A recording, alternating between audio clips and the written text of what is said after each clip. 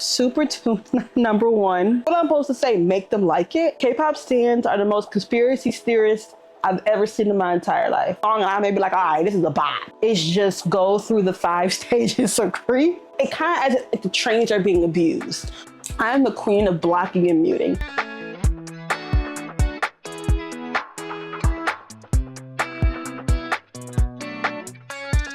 Hi, welcome back to my channel. My name is Ariel, and today we are going to do some K-pop Reddit. Reddit is kind of, you making some good stuff, you're making some bad stuff. So that's what I do. I'm gonna go hit a Reddit, see what people are talking about, and give my opinion on whatever the matter is, what comes up. If you like this type of content, please don't forget to like, comment, and subscribe down below. And let's get into it. Now, the subreddit I'm gonna be in, I'm gonna stick to one subreddit because I'm not gonna be going to 20 different ones.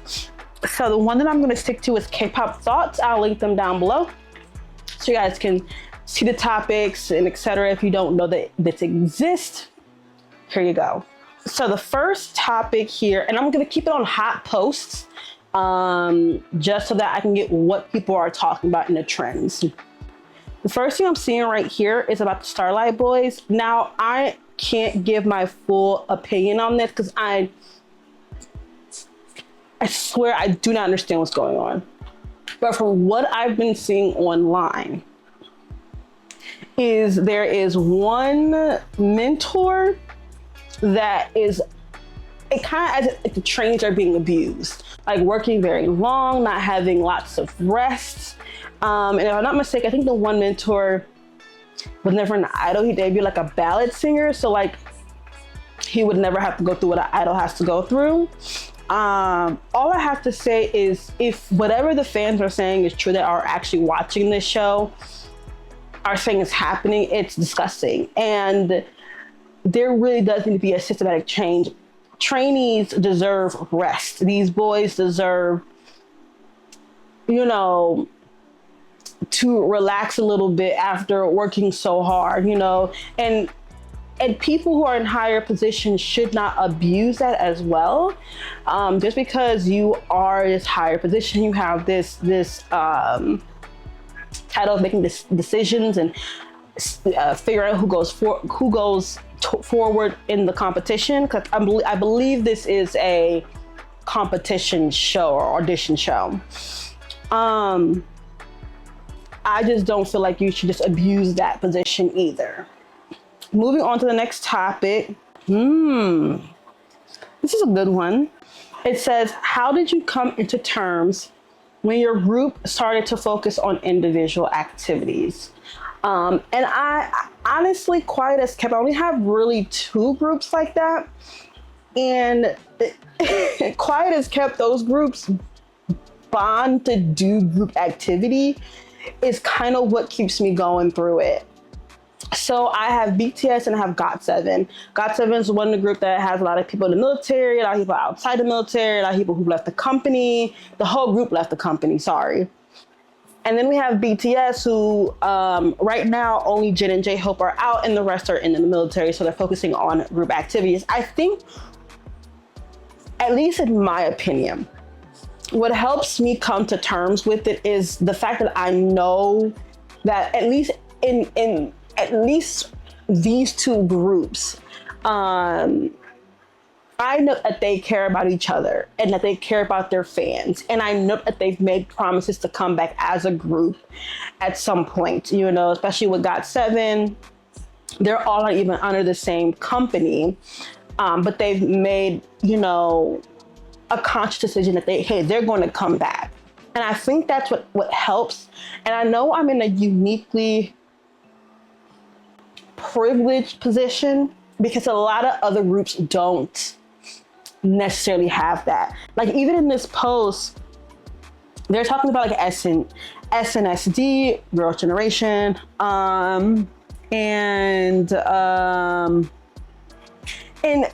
particularly groups that don't do a lot of group activities. You know, WJS fans are in here. B2B. B2B is a group though that I see in the same category as GOT7 and BTS, because I love B2B too. They've left the company and they've kept their rights as a group. And I do believe that they love each other and that they will make the sacrifice, even if it's not in their best interest, to come back as a group and to do group stuff and to prioritize that for the fans. So it's hard for me. I'm trying to put myself in the position of people who has fandoms that don't necessarily have the same group dynamics as the groups that I stand or that I like. And I understand that it's a privileged position to be in. Like, I know all of BTS, when they come back, are going to do group promotions. They're all under the same company, so they've all re-signed under the same company. GOT7, all of GOT7's activity are under one company, but the guys own it. And I understand that they're all, there's people in the military, except not all of them are in the military. Some of them are in the military. And once that is all finished up, they will come back as a group, and they've said that. So trying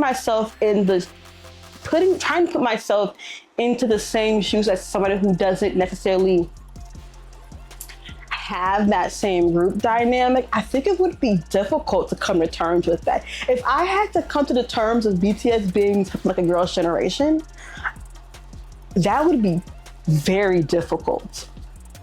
Very, very difficult. Because in girl generation's situation, SM, I think, still holds the rights to their stuff. And so with that,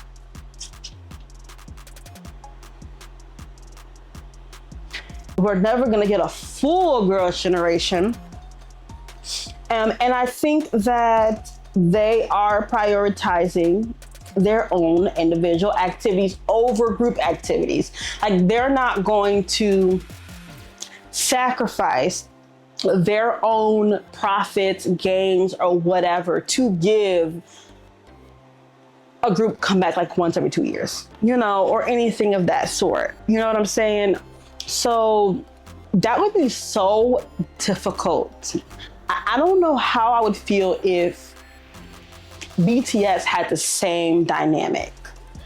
That would be very difficult to come to terms with. But I think as a fan, the best thing that you can do is just go through the 5 stages of grief and get to the end of acceptance. That's all you can do. And then if they do a comeback, then they do a comeback, you appreciate it. And if they don't, you just follow their own individual activities. And I can understand with the size of a group being so big, like, say like a group like a Blackpink, it's easier to follow Blackpink's individual activities than it would be, let's say, a 17. If 17 decided to all go their own way and do their own individual activities, that would be so difficult. You need a schedule. You need a schedule. You need an extra assistant to keep up with all that. But I think the best thing you can do is just accept it. And if you get content, you get content from the full group. And if you don't dwell on it as much, because then you're just recycling yourself through the 5 stages of grief. And then just follow the individual activities as much as you can. And live your life. There's nothing you can do about it. I mean, that's really the only thing you can't do in those situations. And I know I'm saying that as someone who stands groups that I know for a fact will come back together. That's not only something that the company would want, but that's something members would want. And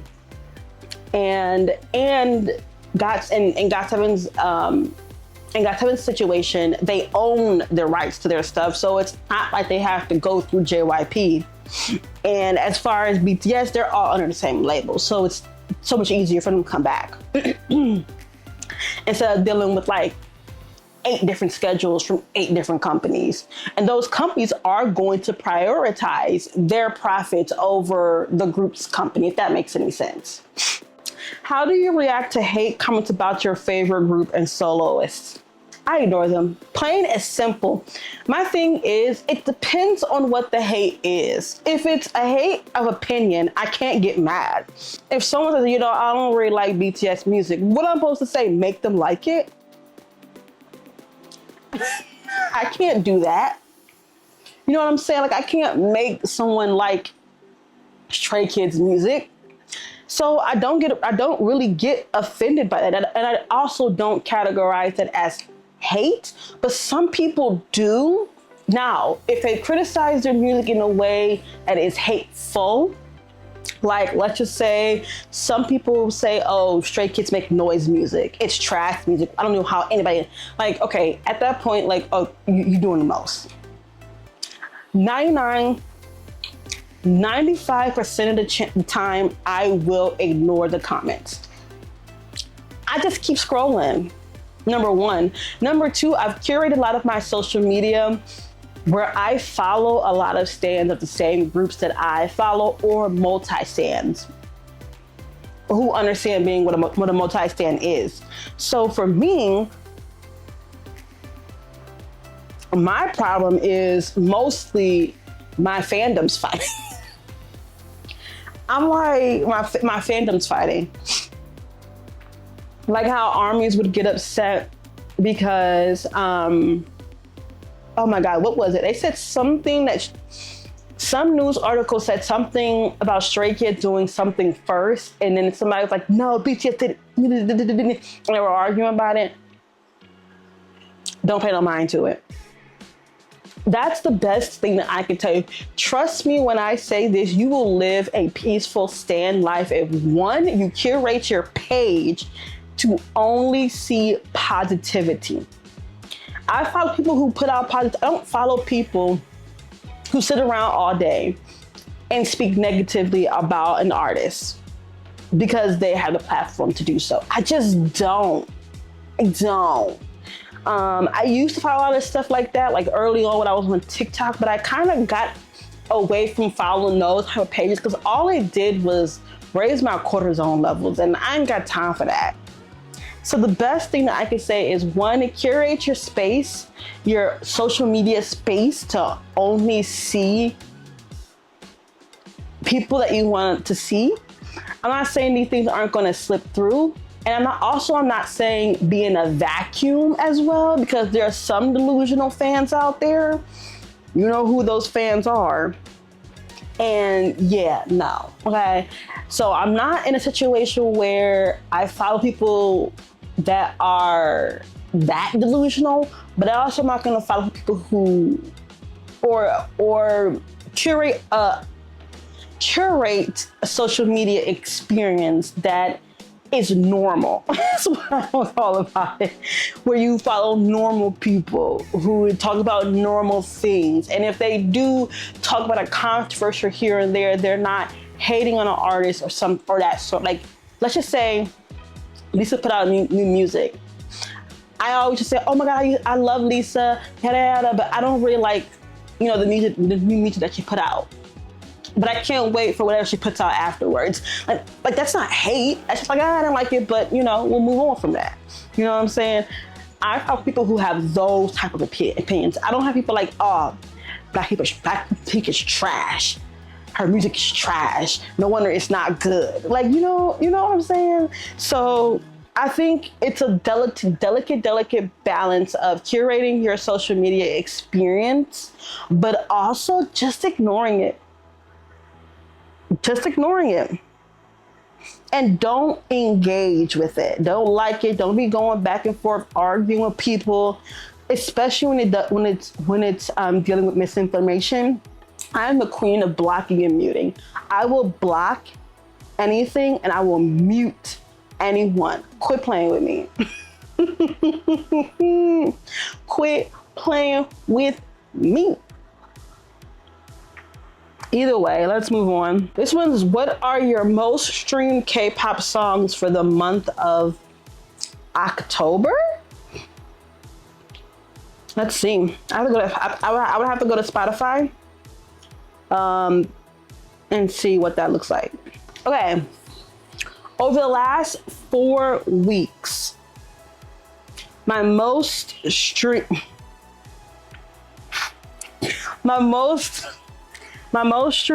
K-pop songs are Super Tuna #1. That's wild. It's in my top 5 for the past 4 weeks. There's other songs here, but it's in my top 5 of songs for the past 4 weeks. But as far as K-pop goes, Super Tuna. Fake Love Rockin' Vibe Mix is #2. Magnetic is number 3. Drama is #4. Halazia is #5. Is #6. Silver Spoon is #7. Gorilla is #8. Run BTS is #9. And I guess we'll call this K-pop, but Dreamers Music from the FIFA World Cup, #10. Those are my top 10 K-pop songs streamed for the past 4 weeks, month.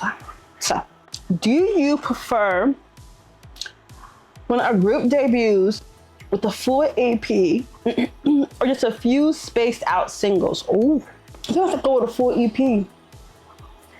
Because I hate when an idol puts out like one song and I have to wait like a whole quarter of a year before I get any new music from them. And then they released one song. Like, you gotta be absolutely shitting me right now.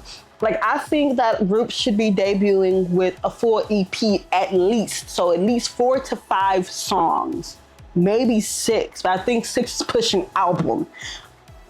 No, I think 8 is pushing album. No, 6 is pushing album. So I think at least 4 to 5. 4 to 5, I think is perfectly fine. I think an EP, I would have to really go with an EP here. I just hate it when a group releases like one song or 2 songs. Like, no, bitch, give me more. I need to know what you're putting in that album. I need to know what music are you creating when you create a full body of work, because you can like one song, you can like 2 songs, but what's your EP gonna look like? Like, what are the songs that you are not necessarily gonna perform on the music bank shows? Like, what are those songs? What are those songs look like? What are those songs sounding like? I need to know, because I don't want to get 1 year deep into a group, they put out a full EP, I don't like nothing, it's trash. Not trash, but at least in my opinion, I don't like the song. You know what I'm saying? Give me a full EP so I can make my decision whether or not I want to keep listening to this group. I mean, quiet as kept, I'm always going to keep my ear out for new music. So even if, let's just say, I don't like a group particularly all the time, they may pull out one good song, and I may be like, all right, this is a bop. You know what I'm saying? So I would say a full EP, because I feel like you had enough time to write 4 or 5 songs. Come on now. They just debuted. I'm pretty sure y'all trained for 2 years. Y'all got enough time to write a couple songs for them. This will be the last one. So I'm trying to find a good one. Should I talk about this? MHJ. Woo. And her second injunction. If you are not aware of the situation, MHJ injunction to be reinstated as the CEO of Dora failed for a couple of reasons. If I'm not mistaken, they want to include it in the other lawsuits that are happening at this current time. And so they don't necessarily want to make any determination right now, because it's inenforceable is what I've heard. But it did fail. She's still not the CEO of Adora. But there is still lawsuits going on. And if I'm not mistaken, what I've read is that they want to lump it all together with everything that's going on with the company. So we'll see. That's all I'm saying. I'm not really giving my full thoughts on it because I'm waiting for all the legal shit to kind of roll with the finishes, with the ending.